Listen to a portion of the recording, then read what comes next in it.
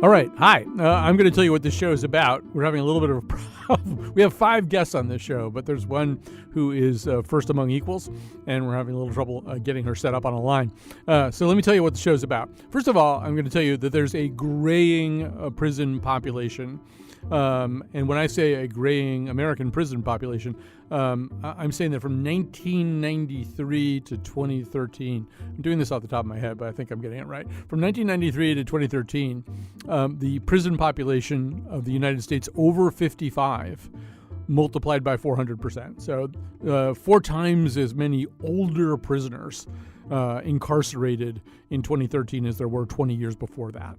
So, and why is that? Well, I mean, among the reasons for that were a wave of tougher sentencing laws and determinate sentencing laws in the 80s that carried over into the 90s. So what you had was, first of all, the ultimate revocation of the federal parole system, which was theoretically revoked in 1984, except it turned out to be a lot harder to revoke than they thought it was. So they had to keep passing ththe problem was they had a lot of prisoners whose paroles, whose sentencing and paroles went back before 1984, and those people could not, on an ex post facto basis, be covered by that law. Anyway, you had this huge population of prisoners who were no longer eligible for parole. Those were, in particular, the ones added post 1984. So you got a whole bunch of prisoners. Now, as they age, first of all, prison is a bad place to age. It's bad for your health to try to age in prison. So people get sick in prison more easily, more quickly, more frequently, and more seriously than they do in the outside world. It's a very unhealthy environment for a bunch of different reasons, probably stress being the top of them. So people get sick in prison. They get sicker than they typically do out there in the regular population. And so they're aging through that system in states of poor health. You with me so far? So then what happens? Well, then suddenly now you have this huge cohort of prisoners incarcerated during the 1980s and 1990s. They can't get out. They had determinate sentencing, or they're not eligible for parole, so they can't get out. And their health is failing. It's incredibly expensive to take care of prisoners who are sick, particularly prisoners who are chronically ill. It's also very difficult to deliver to them adequate care. And keep in mind, a lot of these people who are in prison are in prison for nonviolent drug offenses and fraud and stuff like that. So very difficult to deliver them adequate care. Parentheses, I believe you lose your Medicaid eligibility when you go into prison. So it's also a problem at the state level because the states lose the Medicaid. They wind up treating somebody who would be Medicaid eligible otherwise. And we're going to come to that because there are reasons attached to that why it makes sense to maybe treat some of these people outside the prison environment. So you've got all those problems. And so what can you do? Well, there's a concept called compassionate release. Compassionate release is a concept that exists at the federal level, and it's a concept that was implemented in order partly to deal with this problem and also partly to replace or make up for the elimination of federal parole. So compassionate release is the idea is that when somebody's really sick, when somebody's very old, they get out. They get out if they can be released into a very controlled environment. A treatment environment or a family home typically is what it is at both the federal and state level. I might add that the rate of recidivism among prisoners of that age is incredibly low. If you're over 65, the rate of recidivism drops to around 0. I think if you're over 50, the rate of recidivism drops to around 2%. So these people do not necessarily represent a threat to their communities, and they have to be evaluated on that basis. Okay, I'm going to just quickly see whether Christy Thompson is ready for us or not, and whether I can talk to her on the Seattle connection. Christy Thompson, can you hear me? No, that's not happening. All right. So then why are we doing this show? We're doing this, but while I'm talking, producers are running around frantically trying to find this guest. It's why it's good to prepare in advance for your show, because sometimes you might have to talk for a long time. So why are we doing this show? So this notion of compassionate release is sort of the answer to this question. You know, what do you do about this huge cohort? And The problem is that although a lot of people apply, thousands of people at the federal level apply for compassionate release, an incredibly small percentage of people get it. And a lot of times when they apply, they might have the support of wardens. They might have the support of community leaders back where they live. They might have the support of all kinds of people. The decision in the federal system is made by the Bureau of Prisons. And the Bureau of Prisons alone, and they just, for whatever reason, and we'll explore that today, for whatever reason, they are not in the habit of granting compassionate release. And when I'm talking about compassionate release, I'm talking about people who, in many, many cases, have serious terminal illnesses. They're going to die. They've been given some kind of clock. You get 6 months to a year to live, or you've got 2 weeks to a year to live. They are not going to go on some kind of rampage. They've got stage 4 liver cancer or really advanced diabetes or whatever their problem is. They, usually to get compassionate release, you have to be terminal or damn near it. I might add that in Connecticut, if you get better, you have to go back to prison, which strikes me as kind of strange. If you could say go out to a nursing facility or go to your home, and then you recover substantially, they can send you back to prison. But anyway, it seems like it's a great idea. It's a great idea on a bunch of different levels. As the name suggests, it's compassionate. It allows people to die with their families. It allows people to die not in shackles. It allows people to die in systems and in places that are better set up to deliver palliative care than a prison is. Prisons do lots of different things, but palliative care is probably pretty low in their hierarchy. So for some reason or other, a lot of people who apply, most of the people who apply for this don't get it. A heartbreakingly high number, it's in the hundreds of people who've applied for this, have died in prison before getting it, without getting it. And, in many cases, these are people whose families have, a really good plan. If they're lucky enough to have supportive family members on the outside, which a lot of people don't have, particularly by the time they get old enough to be eligible for this. But if they're lucky enough to have a supportive family somewhere on the outside, those families can make terrific plans for them. You'll hear in one case about a family that was prepared to receive a man who had very, very few weeks left to live and seemed not able to do very much, so sick and dying that he was not high functioning. And they had a whole plan for him. And heartbreakingly, it mostly involved just going home and being taken care of. But I think they were going to try to take him to his favorite racetrack one last time so he could see that anyway. And he died. He died before getting any of that. So that's one of the things that we're going to be exploring today. We're going to be talking about compassionate release, why it's not used more. We're going to be talking about it primarily first at the federal level with Christy Thompson, who writes about criminal justice for the Marshall Project. We'll tell you more about her most recent work. You're going to meet two people who are family members whose relatives, in fact, did die in prison while seeking this very basic idea of compassionate release. And then we're going to look at it here in the state of Connecticut. So there's a federal version of it, and then the states are able to develop their own versions of it. Connecticut has a version of it. We're going to talk to two people who are experts on that. Mike Lawler, who's Undersecretary for Criminal Justice Policy and Planning in the Connecticut Office of Policy and Management within the Malloy administration. And then we'll talk to Richard Sparaco, who's Executive Director of the Connecticut Board of Pardons and Paroles. All right, so I've just broken one of my records for vamping, and I think we are ready to go. Joining us now is the aforementioned Christy Thompson, who writes about criminal justice for the Marshall Project. Her recent work, Old, Sick, and Dying in Shackles, was recently published in the New York Times as Frail, Old, and Dying, but Their Only Way Out of Prison is a Coffin. So, Christy Thompson, welcome to our conversation.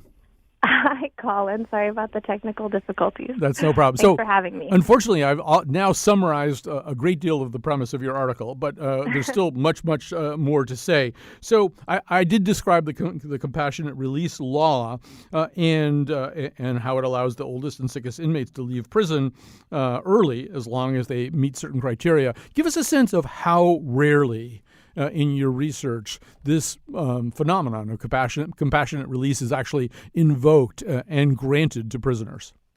Yeah, so we were able to get data from the Federal Bureau of Prisons on every compassionate release request that had been filed since 2013, and that was about 5,000 requests, and out of that, only 6% of those requests had been approved so far, which is, around 300 cases.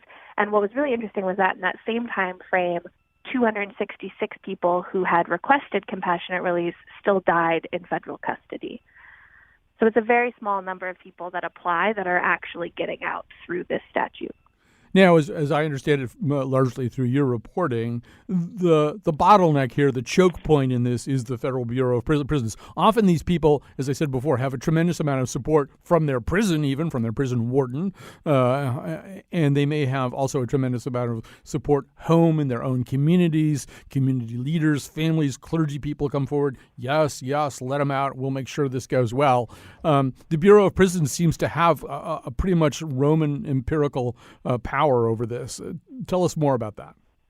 They are definitely, the final gatekeepers in terms of who is able to get out of custody, because someone cannot go to a judge and say, okay, let's reduce this guy's sentence until the Bureau of Prisons approves them, signs off on them, endorses them to the court. So there were definitely some cases that stood out. One of the cases we write about is a guy named Wayne Prey.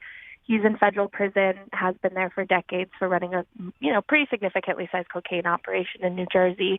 But what was interesting is he had the support of his warden, his chaplain, the former and current mayor of Newark, several members of Newark law enforcement.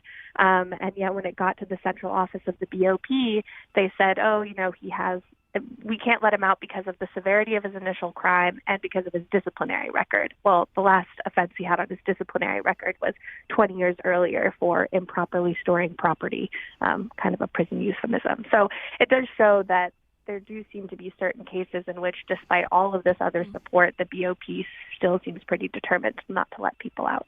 And I mean, one would think that there might be some incentives for the BOP to let people out. As I was saying in the introduction, this is an incredibly expensive thing to do, to treat people who are seriously ill in prison. First of all, prisons aren't any good at it. They're not as good at it as nursing homes or hospitals or families or hospices. And it costs a hell of a lot of money. I mean, why wouldn't, just in order to get a little relief from budget pressure and prison overcrowding, why wouldn't the Bureau of Prisons want to do this?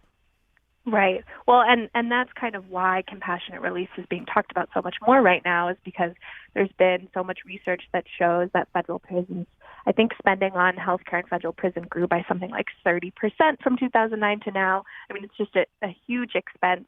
And we know that most of that money is coming from caring with people with chronic illness and the elderly, because of the length of sentencing in the United States, the U.S. prison population is graying significantly, getting much older, and with that comes a lot more very pricey health issues.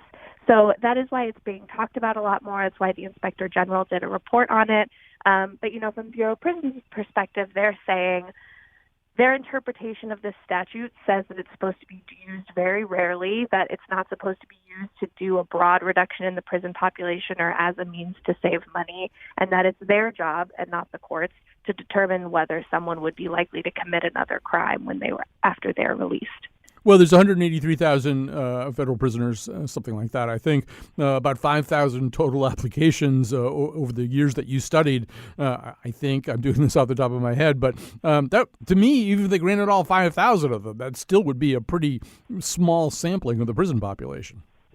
Right. I mean, and that's the thing, is when you look not just at the 6% of the roughly 5,000 applications that got applied, but rather as a percent of the overall prison population, because it's not just about whether or not someone gets approved after they apply. It's also about how much it takes to even file that application, whether people are aware that this program exists, whether if they're, sick and on their deathbed, they're even physically able to file one. There's been a lot of issues around whether family members can file on behalf of an inmate or they have to do it themselves. So even just looking at the number of applications that they received maybe doesn't necessarily look at the total possible population that might be eligible or should be considered for this program.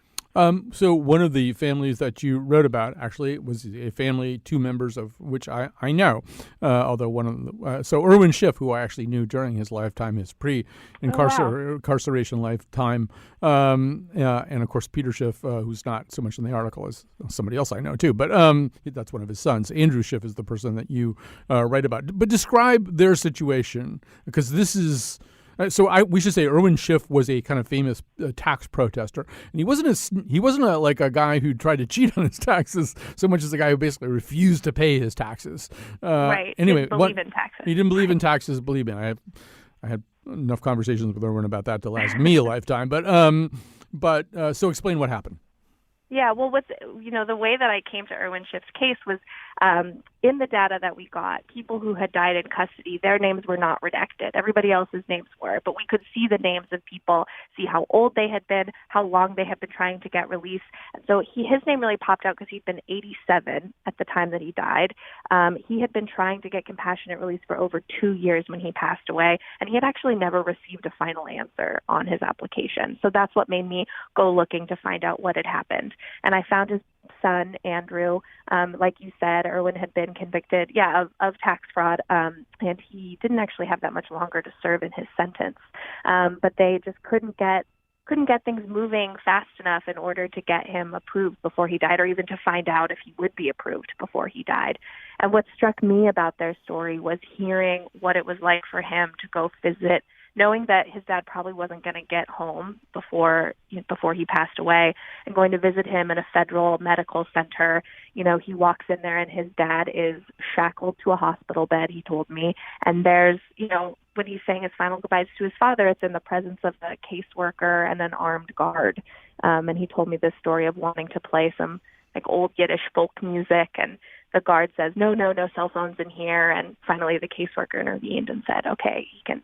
The man's on a respirator and unconscious, and this is still the level of security that we have for them. So his story really struck me as what happens when you can't get out through compassionate release, and what it means to have someone who spends their final days in prison who wasn't sentenced to life in prison. We should say, I said it before you joined it, but a lot of this is the result of two phenomena, right? One of them was a wave of harsher and determinate sentencing policies, not just 3 strikes and you're out, but determinate sentencing policies in the 1980s, really slopping into the 1990s as well. A lot of law and order, lock them up and throw away the key time policies that coincided with the revocation of traditional federal parole. So what you also got is an unusually large cohort, right, of people in this age category who are getting sick because prison is a place where you get sick sooner, more often, and a lot worse than you do in the outside world. Right. I mean, it's exactly like you said. This is sort of a uniquely American problem in the sense that our sentencing, even for nonviolent drug offenses, is so much longer. And like you said, in the 80s and the 90s, we were putting people away for decades, like Kevin Zeke, for drug offenses. And so now that's kind of catching up with us. And we're seeing this huge population of people who, many of people I talked to had tried to get out through different means, like through a commutation of their sentence, through a pardon, and when those failed and they end up getting sick, because prison is a deeply unhealthy place. I mean, you count elderly in prison as people 55 and older. People age much more rapidly when they're incarcerated. And so all of these factors are sort of catching up with us now, and there's this big, expensive population of the elderly behind bars, and people are trying to figure out what to do about it. You mentioned a man named Kevin Zeke. Let's add to this conversation his daughter, Kim Geraldes. Kim, you've been listening to some of this conversation. Maybe quickly, in a nutshell, you can just tell us the story of your father and your and his quest for compassionate release. My dad started in 2012. He didn't really tell me much what he was applying for, but he said that he qualified for a few programs. And then a few months later, he got denied, and he told me that he was going to apply again. And I wasn't really, understanding what he was applying for until he got denied for his second time. And then he told me, okay, this is what I am applying for. He told me what compassionate release was. He had an attorney that helped him through the chapel of the church that's in the prison. And through him, we were able to, get a release date, but that release date was a little too late. It took us about 4 months for the warden just to send the letter off to the White House, just so Caitlin, I believe her name is, so she can approve a release date. She took too long. It was on her desk from like November, the beginning of November till January, February. After all, there was Thanksgiving and then there was Christmas, and she was on vacation, so she wasn't able to look over it. And by the time she was able to look over it and finally decide she was going to release him, they called me a Thursday, I believe, and left me a voicemail telling me that he would be released Monday. And Saturday morning, I got a call saying that he had passed away. First of all, I'm so sorry about the end of that story. Back to Christy Thompson for a second. One of the things that you alluded to, maybe you want to say more about it, Christy, is the complexity of the paperwork that's involved in this. Paperwork that probably exceeds the expertise of the average prisoner.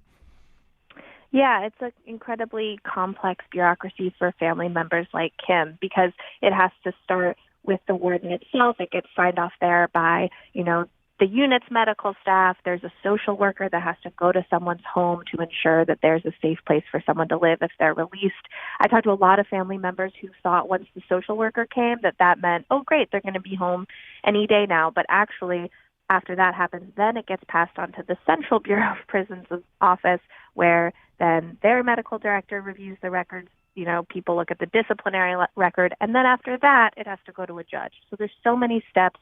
It's very complicated to compile all the paperwork you need. And it's also, as Kim told me, really hard to be getting information about where in the process your application is, what the time frame is like when you might be expecting an answer. The families I talked to just said it was so complicated for them to try and navigate. Meanwhile, they're seeing their family member who's very, very sick deteriorating and trying to figure out when they're going to how to plan for the future. It's such an unknown. So, and Kim, if I understand this story correctly, your father applied twice and was told essentially that he wasn't sick enough to qualify for this. And then by the time he applied the third time and went through that waiting process where the application sat on someone's desk, he had died from that same illness.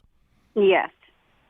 So obviously we don't even have to underscore the bizarreness. No, he was really sick. Yeah. They knew, the doctors, the wardens, even nurses from outside the prison gave letters and said, he's sick, he's really sick. We're even surprised that he's even alive. But he was fighting just to come home to see his grandkids. Maybe you could just say a little bit. I know this is kind of a heartbreaking thing to talk about. What was your plan? In other words, had he been released, let's say, at the end of his second application, how were you going to handle this? I was graduating.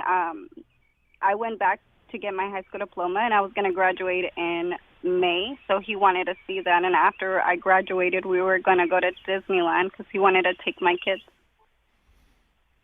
So we had plans, but he didn't make it. Right.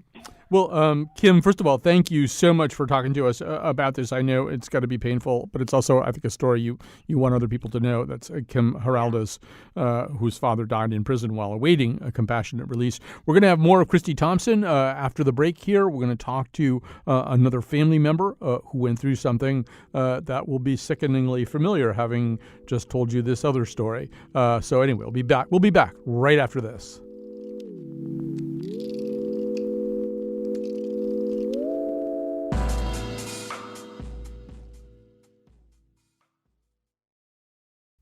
We're back. If you're just tuning in, we're talking about a system called compassionate release. It is intended to make it possible for prisoners who are old and very sick to get out of prison, even though they may not be eligible for release otherwise, so that they can either be cared for a little bit more adequately in hospital or nursing home settings or home with their families and allow them to spend their last days in a more peaceful environment. The problem is it's almost never used, despite the fact we have a burgeoning older prison population right now. I mean, you don't want to make it about cost, but it is also extremely costly to handle people this way. you'd rather have it be about human beings. That's what we're going to make it about.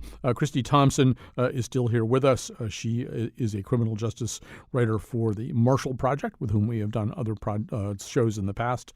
Her recent work, Old, Sick, and Dying in Shackles, is the prompting entity for this particular show. Joining us now also is Denise Litterford, who is the brother of a man in a similar situation, a man who did die in prison while waiting approval of his application. Christy, before I go to Denise, I'll have you set up this story a little bit. Tell us about what you, Christy, found out about Anthony Bell. Sure. So Anthony actually was only 1 year away from finishing his sentence for a cocaine distribution charge, but the doctors at his facility said he had about 6 months to live. He had really advanced lupus and liver failure, and was getting sicker and sicker every day.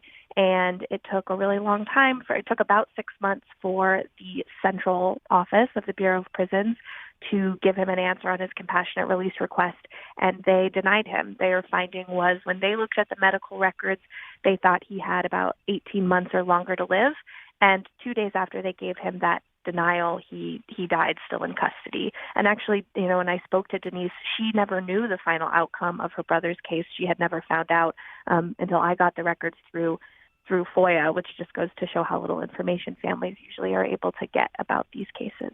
Denise, maybe that's a good place to pick up this conversation. How hard was it to get any information about this program, about your brother's eligibility for it, about how he was doing in it? Actually, when this procedure started for the compassionate release, I was given 6 different locations where the application had to go and to be approved. So each time it went from person to person, I would check it off, and I would share that with Anthony, I'm like, we got 6 people, and they do 2, and I said, we're down to 4. And each time I could hear that hope in his voice that he was coming home. And in between that, like the other lady just said, the parole officer came out. They wanted to be sure that it was appropriate where he would be staying and so forth.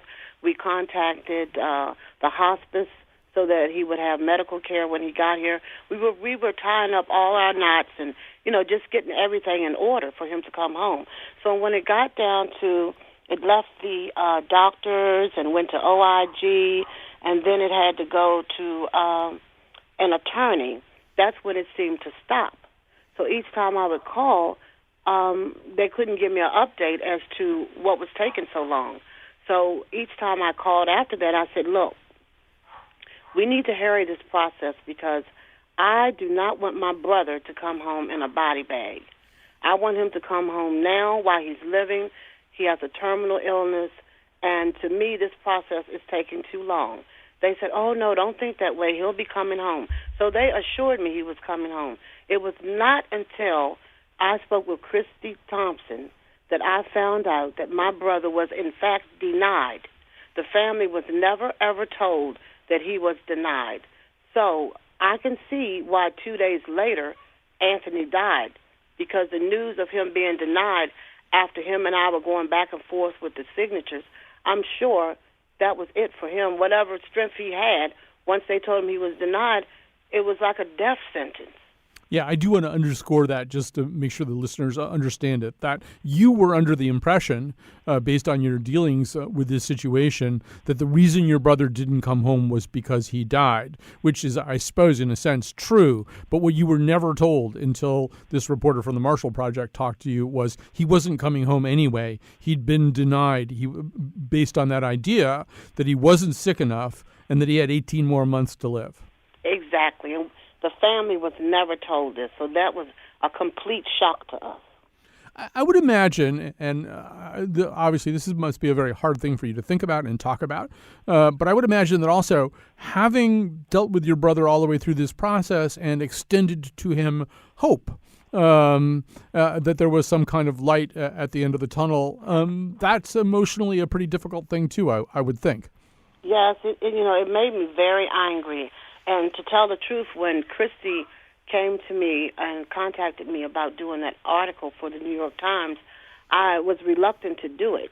And then I sat and thought, well, maybe, just maybe, this will help the next person. It won't bring my brother home, but maybe it will help the next person. And frankly, if the compassionate release is not going to work in the favor of the sick inmate or whatever the cause may be, then they might as well just do away with the compassionate release. Just do away with it, because this is a lot on the family and a lot of paperwork, and it looks like the only compassion we got from anybody, or the only thing they did for us that was free, was to send his body home, embalm him, put him in a casket, and send him to us. Christy, since she's brought this up, since Denise brought this up, let's talk about helping the next person. There's support, bipartisan support, as I understand it, in Congress to do a better job with this, or maybe give the Bureau of Prisons less absolute control on approval or denial of compassionate release. Where are we with possible changes to the process? Yeah, so the latest development is that a bill was recently introduced in the Senate by both Republican and Democratic lawmakers. And one of the main provisions of that is that it would allow families and inmates to petition the court directly, to go directly to a judge and say, hey, can I be considered for compassionate release, if they get denied by the Bureau of Prisons, or if the Bureau of Prisons takes too long to get back to them. Right now, it all stops at the BOP. If the BOP says no, you can appeal their decision to them, but you can't go outside and ask a judge to take a look at the case. So that's one of the main provisions. Another thing it would do would allow family members to apply on an inmate's behalf. So, and Denise obviously told you, and I've seen her giant paperwork. I mean, she did so much work on this application and was so involved in it, but this would explicitly say that it's okay for family members to compile those applications on inmates' behalf. And another thing is that it would create this sort of expedited track for people who are applying because of a terminal illness, and hopefully try and get those cases to some resolution, whether that be approve or deny, more quickly because their illness is progressing so fast.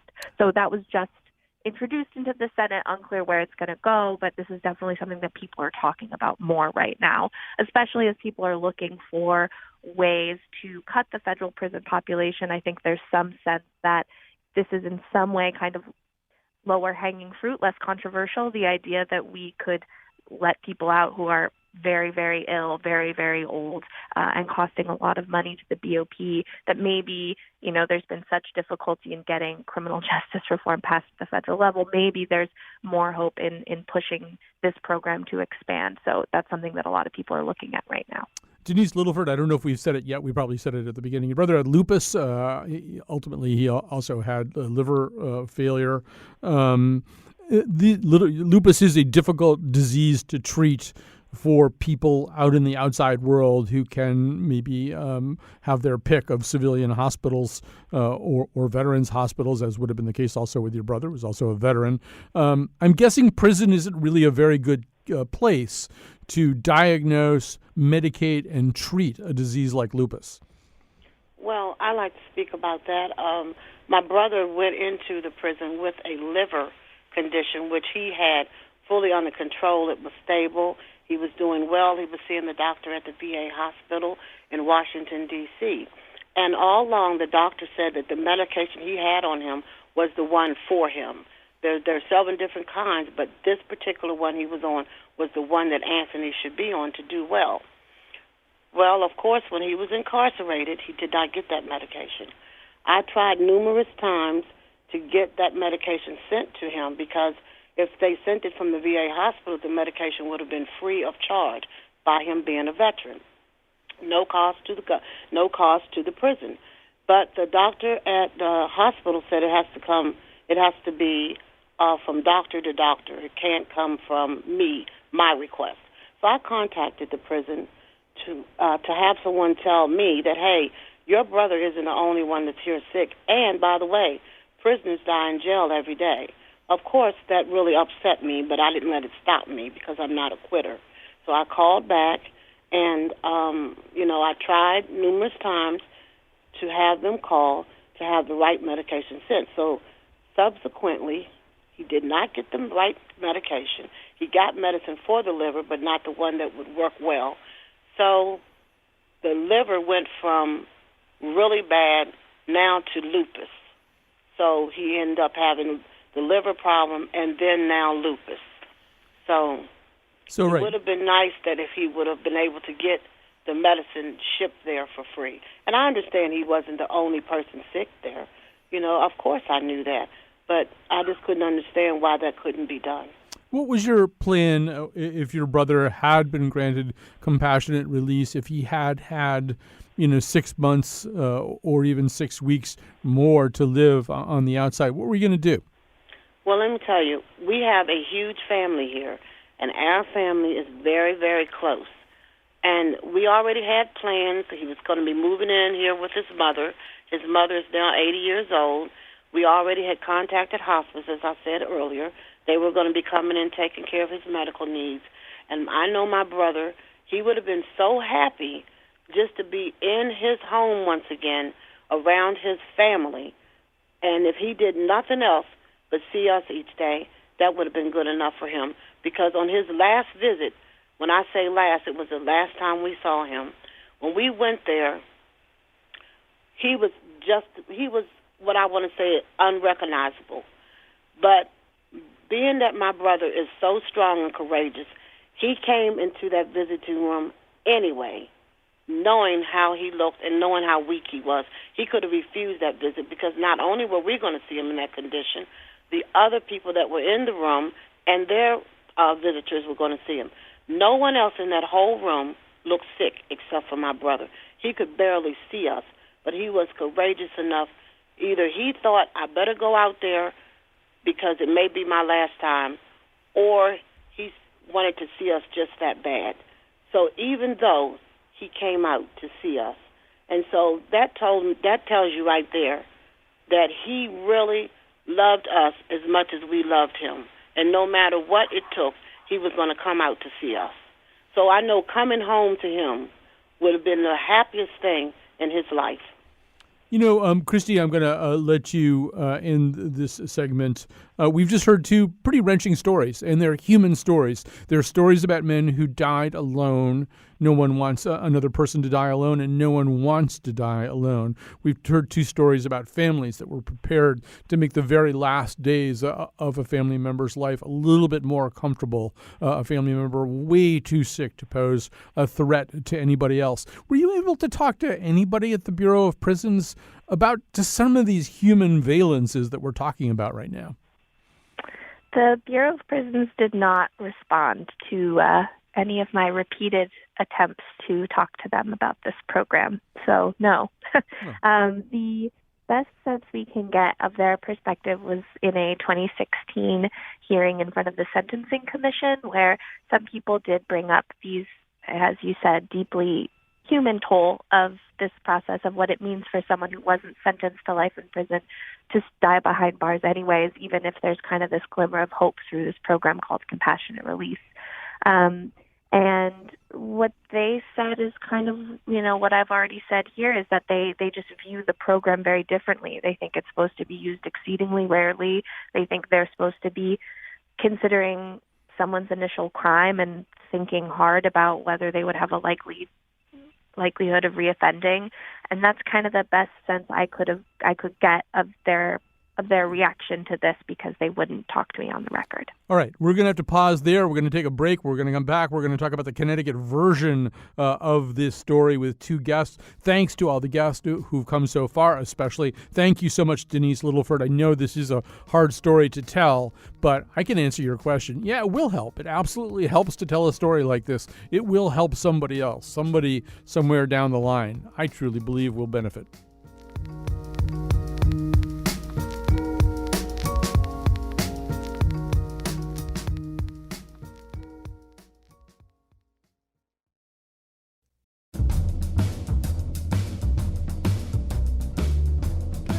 Today's show was produced by Betsy Kaplan, with help from me, Kyone Wolf. The part of Bill Curry was played by Tim Robbins and Morgan Freeman. On tomorrow's show, a look at exorcisms. And now, back to Colin.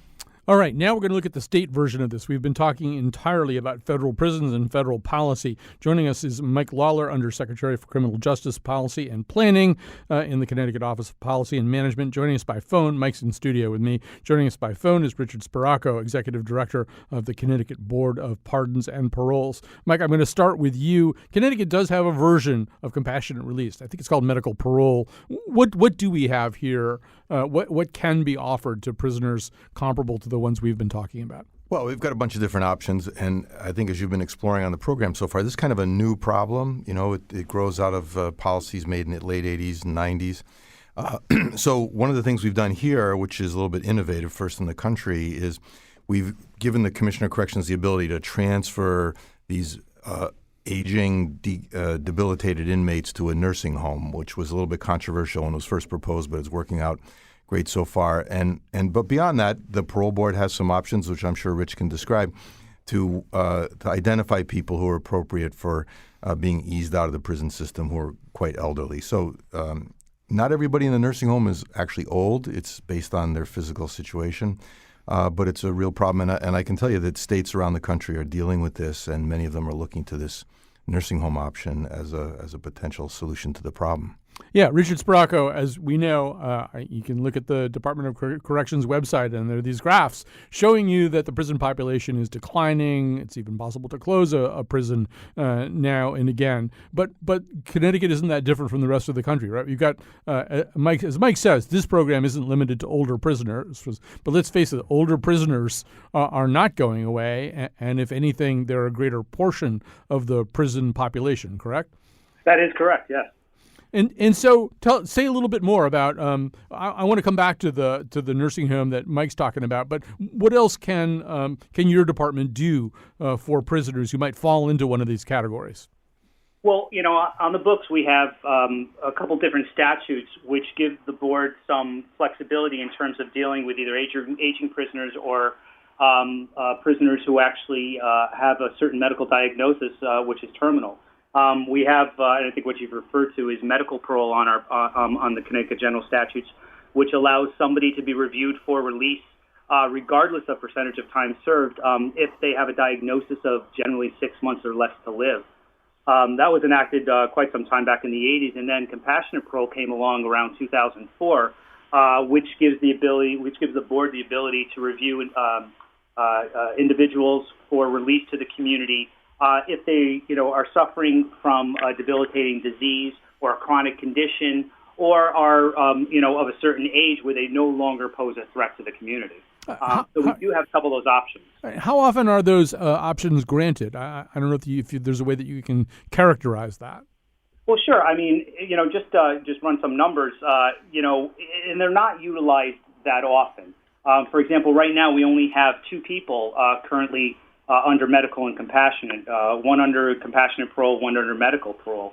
Reviewing the numbers over the past 4 years, in 2017, we only granted 1 compassionate release. 3 compassionate releases and 1 medical release. 2016, there was 1 of each. So it's an option, but it's not utilized that much. For what it's worth, there's 83 patients in the nursing home I was describing, so that seems to be taking up a lot of this space. Right. So let's talk a little bit more about this nursing home. It's called 60 West. It opened in 2013. It's a 95-bed facility, and it's essentially a nursing home. It's not a prison. It's a nursing home that runs pretty much, as I understand it, like any nursing home would. Yeah, I've been there. It looks like any other nursing home. There was a lot of concern in the neighborhood when it first opened. I think a lot of the concerns people had were legitimate, but it turns out that they were never realized, right? No bad things actually happen because people in nursing home are quite debilitated. And just to give you some other numbers, right now we have about 450 inmates out of the 13,600 who are over the age of 60. Of that, 80 are over the age of 70. And it's important to keep in mind that, and I think you said this earlier in the program, like I'm 61, I like to think 60 is the new 40, right? Mm-hmm. But for inmates, 40 is the new 60. I mean, it kind of works the opposite. You age faster in prison. For sure. And most inmates obviously have been through a complicated life to get to where they were. But the other thing is, and this needs to be kept in mind, looking forward into the future, and that is the big reduction in the prison population you described is only among the younger inmates. And that's a good leading edge for 20, 30 years from now. But for now, we have a lot of very old and debilitated prisoners. Right, and you're going to get more before the hump clears and you start going down kind of the lower gradient on the other side. Yes. You're going to get more of those. We hate to make anything like this about money, but money does crop up from time to time in conversations about state policy. One thing that I hadn't realized about this is that prisoners forfeit Medicaid eligibility in prison, right? Whereas you can treat them at 60 West and get federal Medicaid reimbursement? Yes, exactly. And under Obamacare, about 80% of the cost is reimbursed by the federal government. 0% is reimbursed if they're in prison. So the same exact care that's provided to an inmate versus in the community is way more expensive to Connecticut taxpayers as a result. Richard Sparaco, at this point, do you feel as though the system's working? In other words, are the people who need or can vastly benefit from some kind of compassionate release or medical parole or whatever we want to call it, are they all getting it, or is the system moving too slowly? Well, I think I need to clarify one part of this, is that we don't actually go look for cases. We rely on cases to be referred to the board. So, I think there is the potential that potentially maybe more cases could be referred to us, and we do rely on correctional managed health care within the Department of Correction to refer cases that would meet the criteria. Medical parole is very specific. You have to have a diagnosis of less than 6 months to live. That's required by the statute. And we do, have emergency panels that we will schedule when we have those cases that are referred to us. And generally, when we have a case that's referred, it generally results in the release. Compassionate's a little bit different. The statute is a little bit more restrictive. For example, for a nonviolent offender, you still have to serve 50% of your time, which is the same threshold of eligibility for regular release. We can review the case of a violent offender who have to serve a little bit longer, i.e. 85% of their time at the 50% mark. So I think it could there could be a little bit more improvement in terms of the referral mechanism over to the board, but we're always still, reaching out and looking for some of these cases in terms of if they do exist. It could improve that. So, Mike Lawler, as you said, initially this wasn't necessarily an easy idea for some of the people who live near 60 West. I think they might have been picturing Oz or something. These are, for the most part, incredibly sick and debilitated people who are there, nursing home patients, basically. Maybe you could talk a little bit about that. As other states look at this problem, that's going to be on their radar screen, too. What happens in the community where we try to do this? Well, Connecticut is unique because we don't have a lot of wide open space like you would see in a lot of other states. But these are legitimate concerns. But, I just want to emphasize that beyond parole, which is a very specific procedure, and the nursing home, the Commissioner of Corrections actually has other options which he can exercise to push people out the door, let's say 90 days early, et cetera, et cetera. And that is used frequently in these kinds of situations. So it's not just the parole board or the nursing home. There's some other options which are used with some frequency. Okay, we got about 30 seconds left. I'll ask you the same question. Do you think the system works pretty well right now? Are there people who maybe need this who are getting turned down in one way or another? Or, how confident are you about Connecticut? Well, there's some people getting turned down because they meet the criteria, but at the same time, very notorious type of crime or strong involvement by victims. And so we're all conscious of that as well. So there may be some people who are, in a sense, dying in a prison. For example, the guys who get this life without the possibility of release sentence, the former death row type sentence, they're going to die inside a prison. All right. We're going to stop there. I want to thank Betsy Kaplan, who did an excellent job of putting this together and who's had a very stressful past hour. But see, it all worked out fine. And thanks very much to Mike Lawler for coming into studio. Richard Sparaco, Executive Director of Connecticut Board of Pardons and Paroles, for joining us by phone. Christy Thompson and the Marshall Project. They're the reason we did this. The Marshall Project now knows that they can call us up or email us about some of the stories that they have trouble getting told. And we tend to be a good court of, if not last resort, one of the last resorts. Thanks also to the two family members, Kim Heraldez and Denise Littleford, who shared their very painful stories. We'll be back tomorrow with a whole other show. Thanks for listening to this one.